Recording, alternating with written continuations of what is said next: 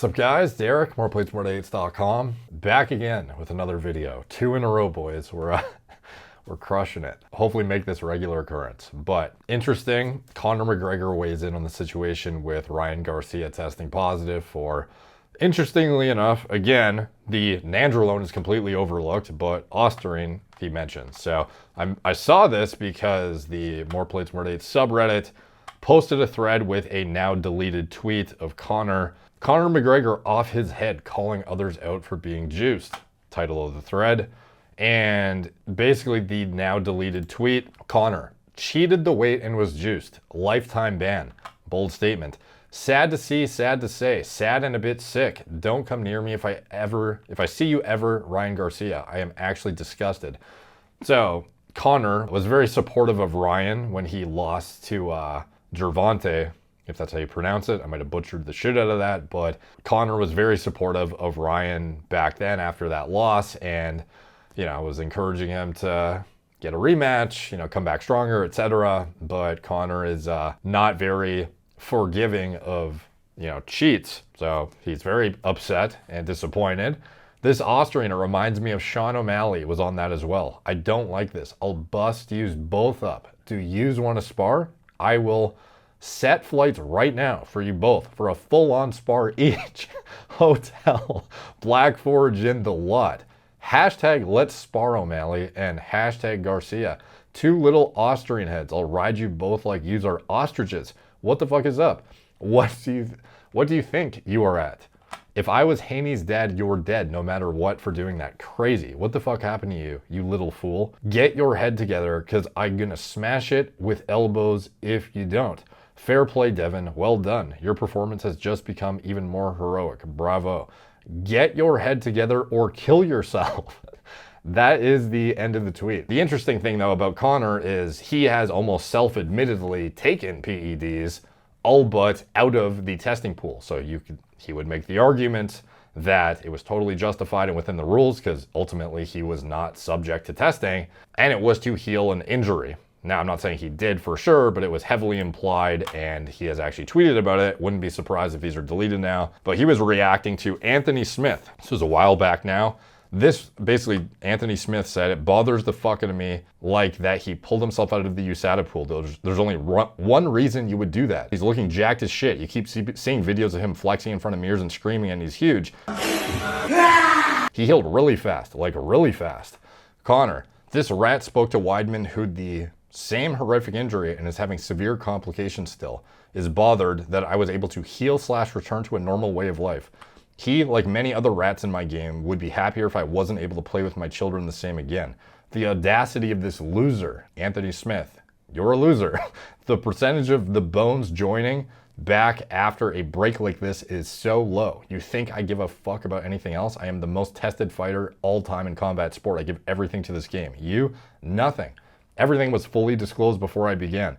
The state of allowance for athletes to recover from injuries as horrific as the one I overcame must be assessed. My thoughts are with Weidman and Anderson Silva. The 3 of us, and only us, know the severity of this injury. So again, like I said, there is certainly, in my opinion, nothing really wrong with being you're not actively fighting anyone and you are rehabilitating a brutal career-ending injury potentially in order to actually return and have a career and even function in day-to-day life. There's certainly a case to be made where, rehabilitating compounds could be justified and really are not going to be something that impart additional damage to your opponent in like an acute time frame right before a fight or something like that. So I can see the justification for why it would make sense to allow somebody to do this, but at the end of the day, there are a lot of people who are actively in the pool who do not get to use this stuff, but they don't have the same severity of injury, so it has a bit of an ethical dilemma there.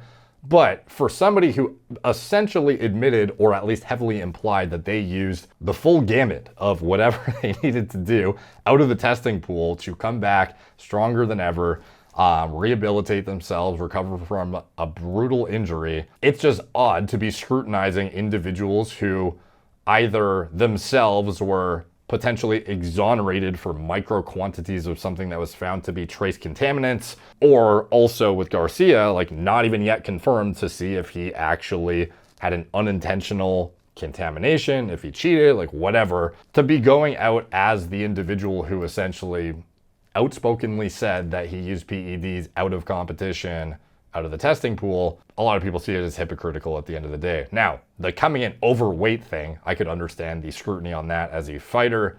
Totally get that. But for him to say, like, kill yourself for having tested for ostarine, potentially at micro quantities that impart no advantage whatsoever, like, you know, it fucking sucks. And ultimately, Garcia is responsible for whatever's in his body.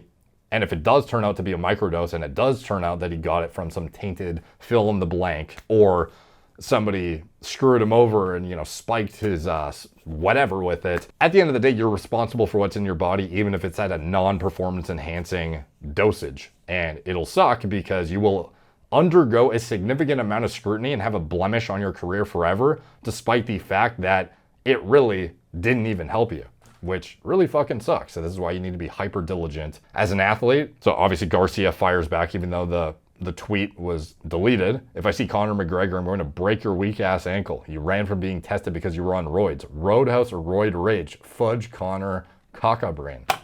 So, and it's, again, like, you can see why the counter argument would be fair. Like, the guy essentially looks sauce to the gills, bro. You know, the guy was out of competition and out of the pool. Okay, fair game. You've, you know, skirted the system essentially. But if anybody took like a full-blown cycle, it was probably Conor. Garcia, to be determined, but my guess is it's going to be some sort of trace findings that ultimately will still screw him, unfortunately, probably. Now, Devin Haney chimes in. He's trying to build the story around how Garcia's potentially been planning to dope this whole time. Here he reposted some guy who said, Ryan Garcia says he wishes steroids were legal during his open workout for his fight with Devin Haney. No wonder. Boxing league? Imagine a boxing league where you could do steroids. Think you've been in the ring with someone that's on steroids? Oh yeah, I thought Oscar Duarte was on steroids. I'm not gonna lie. That certainly is not proof of anything, but you know, him retweeting it seems like is it even called retweet? Repost now, apparently. Is, you know, trying to build his side of the story, seemingly. And that's fine. You know, I would be pretty pissed if I had to fight a guy who came in overweight and tested positive, but the positive test result is pending further analysis at the end of the day. And I think a lot of people are chiming in who potentially have no concept of what is going on. So, for example, Gervonta Davis now chimes in himself, who's the guy who beat Garcia in the, you know, epic match that Conor basically was in the locker room with Garcia after and encouraging him to, you know, come back stronger than ever. Interesting kind of four-way shit show going on here of tweet storms. So he then posts how Haney has all these micro spots all over his stomach, which appears to be what he implies erythropoietin injection sites. So if you see here, we have these little dots that are circled on the abdomen. We have them up here. There's 2, 1, 1, 1, and you know, they're all over the place. And yeah, I can see why the layman would think that looks suspect, given you would administer things like water-based peptides or EPO subcutaneously. Insulin, you know, things of this nature would be sub-Q injected into stomach fat. However, this is something that I've seen unjustifiably scrutinized so many fucking times now that this in itself almost justified this video in my opinion, is the spots that appear when you are low body fat in like your upper six-pack area is not indicative of EPO injection or anything really. Like no one injecting insulin, EPO, any water-based or even oil-based, like no one's gonna be pinning it up in their fucking near their chest. Like it makes no sense. The best spot to inject subcutaneously is going to be parallel to your belly button, like where you can actually pinch like a significant amount of belly fat. The lower area is going to be where you're going to be injecting water-based compounds. And even that, you're not going to have any detectable bumps all over the place. It just doesn't work like that unless you're having an allergic reaction or you injected way too much. And if you're somebody using microdose EPO to skirt around testing, which I'm not saying doesn't happen, certainly does. And I'm not to say that Devin Haney did not do that, but there's certainly no evidence that he did either. And these are not injection sites. These are probably little fat nodules or deposits like a lipoma or something. I've covered this in videos before. I remember, man, I'm gonna fucking butcher this. Hamzat's stomach had a bunch of little nodules all over it, and people were showing how this was a sign of PED use. Cool. I made a whole video about it and basically showed different examples of different fighters that have had this. This was Hamzat, might be fucking butchering that. Vitor Belfort has had these before, which obviously a guy who has been found to cheat, but it does not mean that because he has these that he is cheating. You will find these in tons of people that are not cheaters. This was a Reddit thread that basically lumped in Hamzat with these guys who people think are, you know, some of them have been actually caught for cheating before, but ultimately like lumping him in with them because he also has bumps on his stomach is certainly not evidence of anything, especially based on the placement. The best example of this, in my opinion, is bodybuilders who reach extremely low body fat percentages. And the reason being, this is among enhanced bodybuilding and naturals, or anyone who gets lean for that matter. This was just an example I pulled up of Sadiq Hadzovic. I guess at the time this was the most relevant example I had on deck that I could just pull up, but he is a guy who has significantly noticeable bumps all over his six-pack. However, you will find this among many bodybuilders, not just enhanced ones, and it is a consequence of having such low body fat that things that are little imperfections, little nodules, little fat deposits, little lipomas, little random things will be apparent at low body fat percentages that would otherwise not be visible at any other time. Even like the ways veins bunch up sometimes can look odd and, you know, like performance enhancing drug injection sites. But do you think Sadiq is injecting his PEDs up here on the top of his abs? Like, certainly not. Guys are using fucking insulin that are diabetic and don't even have things that look like what Gervonta Davis is posting as evidence of EPO usage or heavily implying. I think that Conor probably should not be criticizing anybody for taking, you know, for maybe having a positive test result that is not yet confirmed, or even what the cause of it was when he himself probably did a full-blown cycle, essentially. And then guys like, you know, Devin Haney and Gervonta trying to paint narratives that just make no sense. Also probably not worthwhile to be doing. And we'll just see what happens. The test results need to come back. Even if it's trace findings, people are going to say that Garcia is still guilty. Look, it was shown he was positive and there's the proof you need. And, you know, that's not going to go well for him. Even if it was trace and it was unintentional, adulterated products and whatnot, like people are still going to hold it against him, just like Conor did against O'Malley. So again, just speaks to the importance of being extremely diligent with what goes in your body if you're a tested athlete. You never know what's going to pop up with these very, very extremely minuscule quantities of highly detectable compounds. If you're using an amount or unintentionally getting an amount spiked in something you are ingesting, it will show up. Even if it's at an amount you had no idea yourself you were even on anything, in micro quantities that have no performance enhancing advantage whatsoever, you will still pop and you'll be left baffled as to what's going on.